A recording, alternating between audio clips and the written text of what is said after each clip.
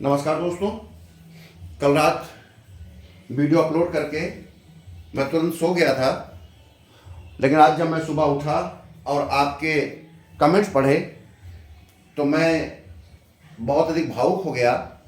मुझे लगा कि मैं जो 7 माह से आपके साथ जुड़ा था, मेरी मेहनत आप लोगों के कमेंट्स के कारण सफल हो गई, क्योंकि मैंने एक औसतन एक निकाला था अपना टाइम कल ही बैठकर अपने कार्यालय में कि मैंने लगभग प्रतिदिन 4 से 5 घंटे आप लोगों के लिए दिया। चाहे होली हो, दिवाली हो, शादी ब्याह हो, कहीं बाहर घूमने आना जाना हो, लेकिन मैंने आप लोगों के समय में कोई कटौती नहीं की। अंदाज़ा मैंने 4 से 5 घंटे प्रतिदिन आप लोगों के लिए समर्पित रूप से दिया, क्योंकि मेरा कोई ये पेशा नहीं है। मैं एक शासकीय सेवा में हूँ, इसके बावजूद भी आपके लिए मैं समय निकालता था और सोचता था कि आपके लिए मैं अधिक से अधिक क्या कर सकूँ। तो डेली 45 मिनट 40 मिनट में आप देखते थे ब्लैक बोर्ड में मैं लिखता था कंटेंट को, फिर उसके बाद मैं उसको समझाता था आपको 10 से 20 मिनट की वीडियो में। उससे पहले मैं विभिन्न स्रोतों से एक ऑथेंटिक मटेरियल आपके लिए तैयार करता था 2 से 3 घंटे। ये पूरे सतत अध्ययन के द्वारा और लगातार अपने पुराने अनुभव के द्वारा शासकीय सेवा में, चूँकि मैं कंटिन्यूस पढ़ता हूँ, लगातार पढ़ता हूँ। सेवा को केवल मैं सेवा में आने के बाद इसलिए नहीं छोड़ दिया पढ़ाई को, शिक्षा को, कि अब क्या करना है, अब तो जीविका का साधन मिल चुका है। बस ये हमेशा कोशिश रहती है कि अच्छे से अच्छे तरीके से अपने आने वाली पीढ़ी को उसका मार्गदर्शन कर सकें, उसको अच्छे से अच्छे उसको हम जानकारी दे सकें।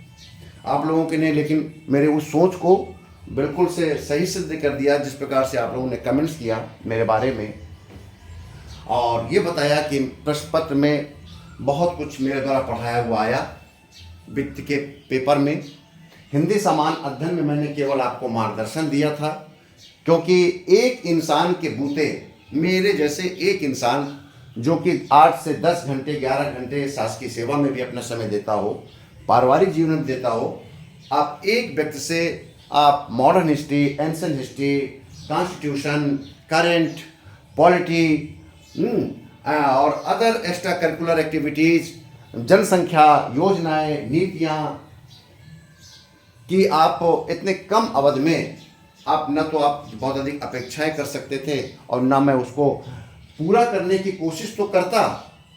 तो इसके लिए मुझे वित्तीय प्रश्न पत्र को इग्नोर कर देना पड़ता, और वित्तीय प्रश्न पत्र इग्नोर हो जाता तो फिर मेरे पढ़ाने का कोई औचित्य नहीं रहता, क्योंकि इसमें मुख्य जो विषय था वो आप लोगों के लिए वित्तीय प्रश्न पत्र था, क्योंकि उसके लिए आप बिल्कुल से अनजान थे और उसी प्रश्न पत्र से आपको कॉन्फिडेंस लेना था, क्योंकि सामान्य अध्ययन और हिंदी तो आपने कभी न कभी पढ़ाई है, क्योंकि तभी आप सरकारी सेवा में हैं।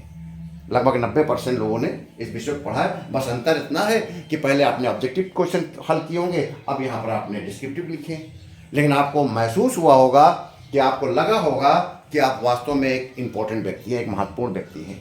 जब आप लोक सेवा आयोग के द्वारा आयोजित कराई जा रही मेंस जैसी परीक्षा, जिसमें कि कॉपी में ही प्रश्न पत्र छपा हुआ है और आपको स्पेस मिल रहा है, तो आपको एहसास लग रहा होगा कि यूपी पीसीएस का प्री दिए बिना ही आप मेंस लिख रहे हैं, और आपको अपने ऊपर एक कॉन्फिडेंस, एक गर्व महसूस हो रहा होगा कि ईश्वर ने आपको मौका दिया।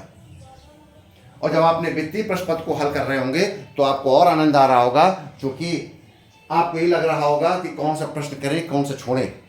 अब ये देखते हैं कि जिसमें सारी टिप्पणियां बहुत अच्छे से आ रही हैं, उसी प्रश्न पत्र को कर लिया जाए, उसी प्रश्न को चूज किया जाए, और या जिसमें देखें जिसके पार्ट कई हैं उस पार्ट को चूज किया जाए, क्योंकि उसमें कई पार्टों में मिला के मार्क्स ज़्यादा से ज़्यादा मिलेंगे।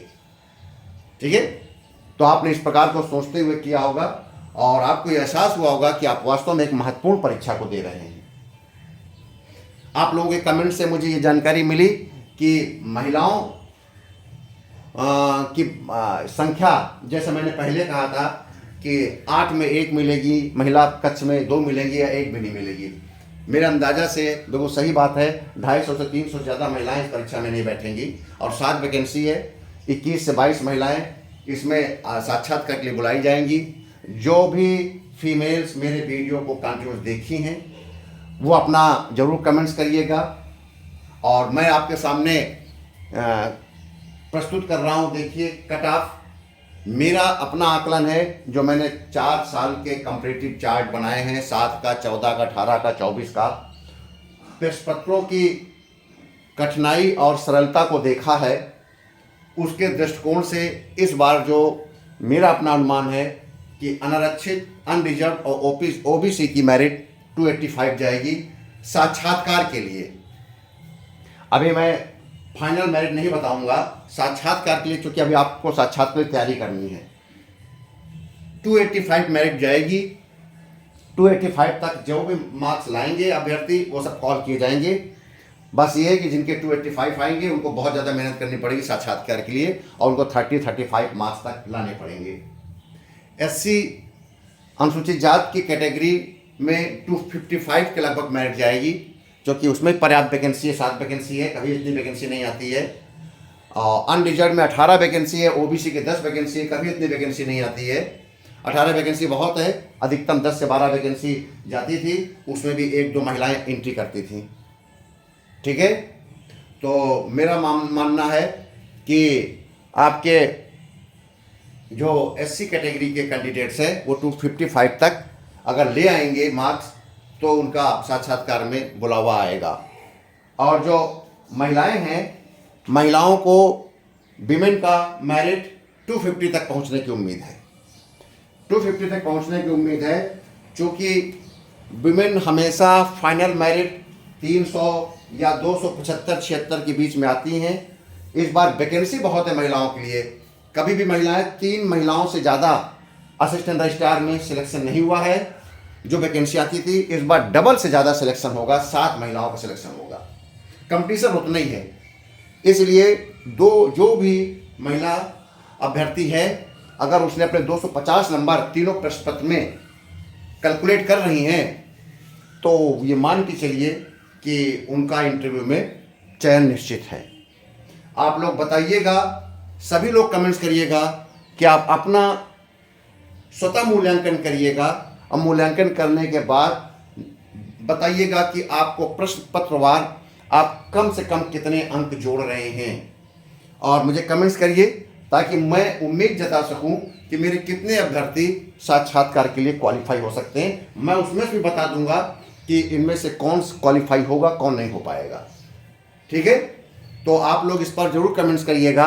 हर अभ्यर्थी, जो भी मेरे मेंटोरशिप को जिसने भी पसंद किया है, मुझे पूरा विश्वास है वो जरूर कमेंट्स करेगा और ये बताएगा कि उस अपने तीनों प्रश्न पत्र में कितने कितने अंक की वो उम्मीद कर रहा है।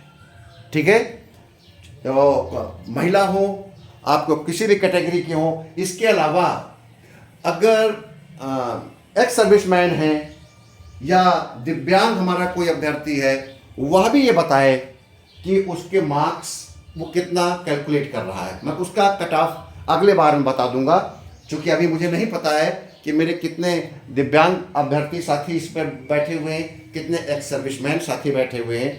EWS तो मुझे नहीं लगता है कि इसमें लाभ मिलेगा, क्योंकि तो सभी तो शासकीय सेवा में है, तो EWS का तो मुझे कॉन्सेप्ट मुझे कम नज़र आ रहा है। वो किसी न किसी तरीके से अन्य कैटेगरीज के द्वारा ही उसको भर दिया जाएगा। तो आपका इस प्रकार से जो सामने है आपके मेरा कट ऑफ जो मैंने बनाया है, बहुत सोच समझ के बनाया है। इस कट ऑफ पर जो लोग जा रहे हों वो अपने साक्षात्कार की तैयारी करते रहें। साक्षात्कार की तैयारी करने का मतलब है कि जो पढ़ लिख रहे हैं वो न्यूज़पेपर हैं, मैगजीन हैं, मेरे वीडियो हैं जो मैं आगे करेंट्स पर या साक्षात्कार के पॉइंट ऑफ व्यू से करूँगा। और ईश्वर ने चाहा तो अगर आप लोग जो लोग साक्षात्कार के लिए सफल होंगे, उनसे मैं आमने सामने बैठकर उनका मॉक इंटरव्यू का भी आयोजन करूँगा। तब मैं आपके सामने आ जाऊँगा। जितने भी अभ्यर्थी मेरे इंटरव्यू देंगे उनको मैं ये अवसर दूंगा कि वो साक्षात्कार के लिए मुझसे मिलकर जाए। ठीक है, और इसी के साथ ही ये आपका पूरा जो सहायक कुल सचिव का परीक्षा का जो हमारा आपका साथ था, लिखित परीक्षा तक का, बहुत अच्छा रहा। आपके कमेंट्स ने वास्तव में मुझे बहुत भावुक किया। मुझे कभी कभी लगता था कि मैं कुछ ज़्यादा तो नहीं डिवोट हो गया हूँ, क्योंकि मेरा अपना भी एक निजी जीवन है, लेकिन आप लोगों के कमेंट से मुझे लगा कि नहीं, आपको वास्तव में ज़रूरत थी और आप लोग वास्तव में बहुत खुश हैं इस पूरे जर्नी के दौरान, जो आपको लाभ मिला और जो मैं व्यक्तिगत रूप में से आप में से किसी को नहीं जानता हूं, और मैंने अपने सारे अभ्यर्थियों के साथ समान भाव अपनाया। मेरे पास केवल 3 ऐसे अभ्यर्थी हैं जिनका मोबाइल नंबर है। वो 3 अभ्यर्थी वो ऐसे हैं कि किसी न किसी माध्यम से मेरे टच में आए और मेरा मोबाइल नंबर उनको मिला। केवल उन्हीं के द्वारा ही मुझसे या मेरे द्वारा उनसे फ़ोन पर बात की गई है। उनको भी मैंने, जब वो पर्सनली कोई फ़ोन में बात करते थे तो मैं उनसे ये कहता था कि शाम को मेरा YouTube में आने वाला वीडियो देखना। मैंने अपने किसी अभ्यर्थी के साथ कोई स्पेशल ट्रीटमेंट नहीं किया। मैंने जब ये YouTube चैनल खोला तो उसी दिन सोच लिया था मेरे सारे अभ्यर्थी, चाहे वो YouTube चैनल में हो, मुझे ना जानता हो बिल्कुल से, मेरी आवाज़ सुनता हो या मुझे व्यक्तिगत रूप से परिचित हो, उसके साथ भी मैं वही ट्रीटमेंट करूँगा जो मैं अपने YouTube अभ्यर्थी के साथ करूँगा। और उस अभ्यर्थी से भी मैं कहता था मेरा YouTube देखो, व्यक्तिगत रूप से मैं आपको कोई जानकारी नहीं दे पाऊँगा, क्योंकि मुझे लगता था कहीं ना कहीं मेरा ये अन्याय हो जाएगा उस अभ्यर्थी के प्रति जो लोग YouTube में जुड़े हुए हैं। ठीक है, तो ये मेरी पूरी कोशिश रही है। तो कभी भी मन में भी ये कभी मत सोचिएगा कि सर से सामने मेरी मुलाकात नहीं हुई, सर हमारी कॉपी नहीं चेक कर पाए, हम सर के व्यक्तिगत व्हाट्सएप में जाकर कोई चैट नहीं कर पाए, या बिल्कुल मत मन में लाइएगा, क्योंकि मेरा ट्रीटमेंट सबके साथ एक जैसा रहा है। और आप में से जो भी लोग सफल होंगे या सफल नहीं होंगे, उनको इतना तो कॉन्फिडेंस आ ही गया होगा कि ये परीक्षा हो या कोई अगली परीक्षा हो, उसको आप बीट कर सकते हैं, उसको आप पराजित कर सकते हैं। और आप में से ऐसे 25 अभ्यर्थी भी ऐसे होंगे जो 40 के नीचे होंगे, उनके मन में भी एक जज्बा पैदा हो गया होगा कि क्यों ना हम PCS मेंस लिखें।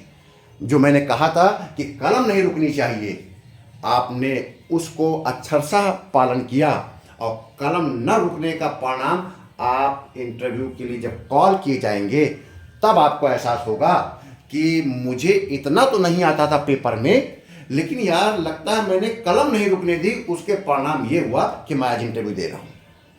और इसका श्रेय पूरा सर को जा रहा है, क्योंकि जो व्यक्ति नहीं लिखता है उसको अगर सटीक प्रश्न नहीं आ रहा होता है उसका उत्तर, तो वो केवल दूसरे अभ्यर्थियों को ही हाल में देखता रहता है। उसे लगता है कि मुझे तो आ ही नहीं रहा। अगर उसने लिखना शुरू कर दिया, अगर उसने उस टॉपिक का पहला शब्द बना दिया, तो बस आपको तो आपने पढ़ ही रखा है 6 महीने से, आपके दिमाग में तो अवचेतन मस्तिष्क में पूरा का पूरा मटेरियल भरा ही हुआ है। उसको तो बस सिस्टमेटिक रूप से प्रश्नों में आपको तब्दील करना है। अब आप उसे तब्दील कर दिए। तो मेरे सभी अब सहायक कुल सचिव 2024 के अभ्यर्थियों, आप लोगों की ये स्टेटस अगर बन रहा है जो आपके स्क्रीन में है, आप लोग मेंस की तैयारी के लिए लग जाइए। इसमें 2 नंबर 5 नंबर कम ज़्यादा भी है, फिर भी आप साक्षात्कार के लिए लगिए। ठीक है, ये मैंने स्टैंडर्ड कट ऑफ दिया है। ये कोई मैं लोक सेवा आयोग का, ना तो मैं परीक्षा नियंत्रक हूँ और ना ही मैं पेपर सेटर हूँ और ना मैंने कॉपी मुझे चेक करनी है। ठीक है, लेकिन जो मेरा अनुभव है विभिन्न परीक्षाओं का, विगत 25 से 30 साल के कंपटीशन में लगातार नज़दीक से हर कंपटीशन को देखने का, उसके आधार पर मैंने आपको कट ऑफ बताया है। आप लोग कमेंट्स कीजिएगा, अधिक से अधिक कमेंट्स कीजिएगा, और हर फीमेल अभ्यर्थी कमेंट्स करें कि उन्होंने कितने मार्क्स वो अपने कैलकुलेट कर रही हैं। हर अभ्यर्थी अपना मूल्यांकन करे, और कोई भी क्वेरी हो निश्चिंत निर्विवाद निर्भीक होकर आप उसमें लिखें। मन का कोई भी उद्गार हो आप कमेंट्स करें। और आप लोग मुझे यह भी बताएं क्या मुझे इस चैनल को आगे कंटिन्यूस रखना चाहिए, क्या मुझे अन्य परीक्षाओं के लिए भी अभ्यर्थियों को मोटिवेट करना चाहिए, विभिन्न परीक्षाओं के बारे में उन्हें जानकारी देनी चाहिए, और जिस चीज़ में मेरा स्पेशलाइजेशन है उस टॉपिक पर मुझे YouTube में वीडियो डालने चाहिए। इन समस्त विषयों पर आप या आपका कोई अन्य कोई सुझाव है तो उन सुझावों पर आप कमेंट्स कीजिए, आप लिखिए, क्योंकि आप लोग मेरे बहुत ही बहुमूल्य धरोहर हैं, एसेट्स हैं। उसी के बल पर मैं इस जर्नी को आगे बढ़ा पाऊंगा। बहुत बहुत धन्यवाद।